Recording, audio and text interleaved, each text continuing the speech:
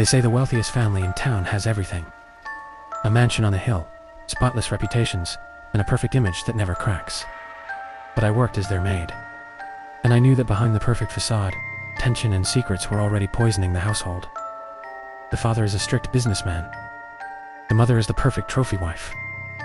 Their son is the student council president, and their daughter, the golden child bound for the Ivy League. On the outside, they're flawless. Inside, the air is heavy with secrets.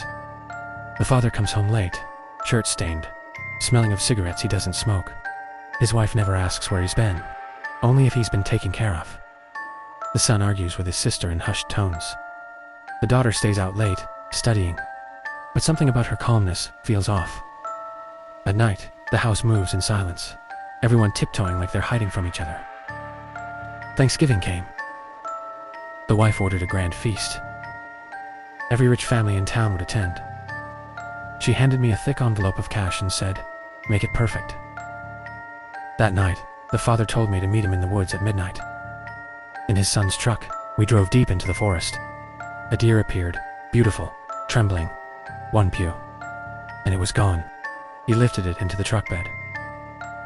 "This," he said, "will be the main course." When we returned, I dragged the deer to the freezer.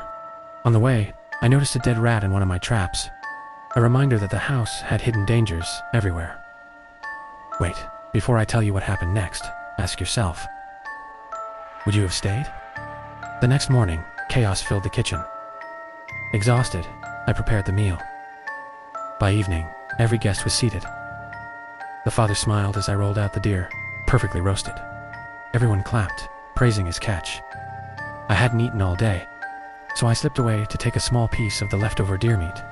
But my knife hit something hard, a tiny golden earring. It belonged to the daughter. I glanced toward the freezer. The deer was still hanging there. I rushed back into the dining room, but it was too late.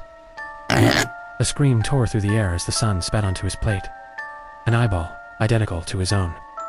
The room erupted in chaos. Guests fled, sobbing, shouting. Across the table, the son and I locked eyes. He realized what had been served, and next to him was the empty chair of the deranged father. Subscribe to the Whisper Files if you're brave enough to hear the stories that were never meant to be told.